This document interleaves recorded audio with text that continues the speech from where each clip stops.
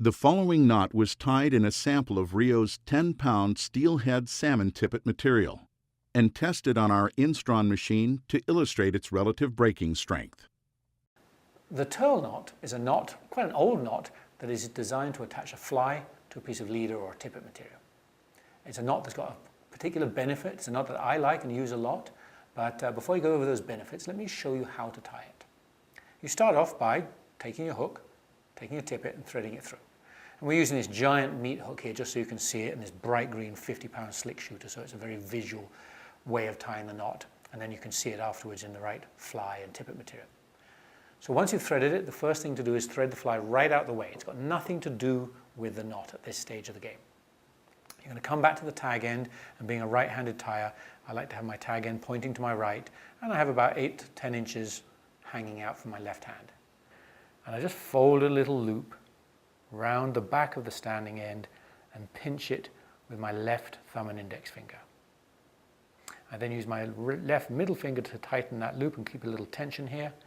And then this tag end is going to come over the top and then come up from underneath around this right hand leg. Once, twice, 3 is absolutely plenty. And then you tuck it through, going down the loop where your thumb is to here. And then I just kind of tighten the knot like this, tightening the tag and opening the loop until it gets to a point where it's tight but not closed. And this is the point where you lick it, or this is the point where you put your chapstick on. And then you just tighten this knot until it is completely sealed and closed like that. Now you've created a slip knot. So once you've got a slip knot, this is the right time to chop your tag off because it's far enough away from the feathers of your fly. So you'll chop your tag, but you'll see why you actually leave a bit of a tag here. There's a reason for that. So there's a bit of a tag here left in, and we're going to come back to the hook that's kind of slipped off, but we'll just put that on here, and we'll slide the hook back to meet the noose. I'm going to strangle it. It's going to go over the back of the hook like this and come up, and as you tighten it, that noose is going to strangle around the neck of the hook and lock like that. And that is the Turle knot. And the reason you can see it alters the angle. This is why you don't want it on a straight eye hook, because your monofill is coming up out of the eye and it's going to give your fly a very funny set in the water. Let me show you that on one I've tied a little earlier with a steelhead fly, an up-eyed steelhead fly. Here it is. And you can see how that monofill comes straight out of the eye, a nice straight line, and it's aligned so that that will fish well in the water. And one of the reasons I like this, particularly over a clinch knot, is that the clinch knot tightens down against the eye, and it's like 2 links of a chain, and the knot will slide around and can jam up against one side. So with a clinch knot, you can get your tippet coming out at a funny angle. With a Turle knot, you'll always get this true straight pull. So you get a nice swing and a nice, presentation of your fly in the water. One of the assets of this knot, is that it's a great knot particularly for tying on little small flies like this spider here, this soft tackle spider. So you can tie the spider on like that, little soft tackle. And the Turle knot's a great knot for that. It's great on dry flies. It's good on very small flies up to medium-sized steelhead flies. And then above that, I tend to use the non-slip loop knot.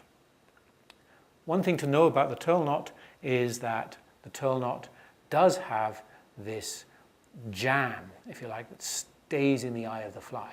So let's say you're fishing away and nothing happens. You don't catch anything. I have no idea what's going on.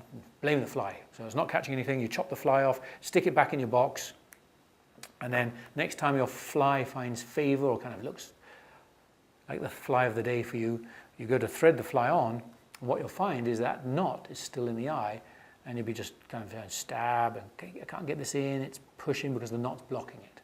So the reason you left a tag is very simply you just grab that tag, pull the knot off, the knot comes off in your hand, throw that knot away, and your fly is now ready to put back in the box for action. So let me show you how to tie that knot very quickly, because there's a good tip I can give you on this that you couldn't see with that big hook on there. So I'm going to run through this just real fast, tie this on with this bit of 10-pound tip material. And this tip is particularly useful because of the feathers. You know, when you fish a fly, it's got feathers.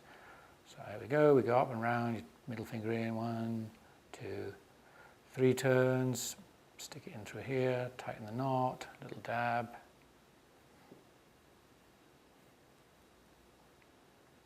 Yeah, I've tied that so efficiently I didn't even need to cut the tag off.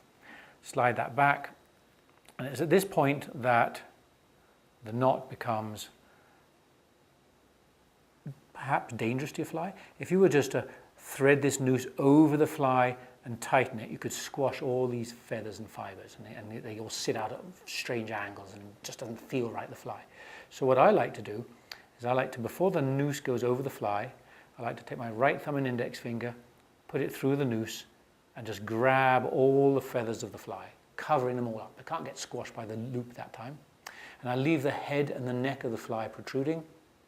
And then as I tighten this, what will happen is the noose will slide down this finger and my thumb. And you see, it just jams up on the neck of the fly. So that way, because you've physically trapped the feathers, there's no way that the feathers are going to get squashed. Your fly sits nicely, it fishes nicely, you haven't got hair sticking out all over the place, so you can fish with confidence. So that is the Turle knot, my favorite knot for fishing pretty well any fly that's got an up-eye or down-eye. On a single Instron test, this knot broke at 9.75 pounds, which equates to 92% of the tensile strength of the nylon it was tied in. RIO. Make the connection.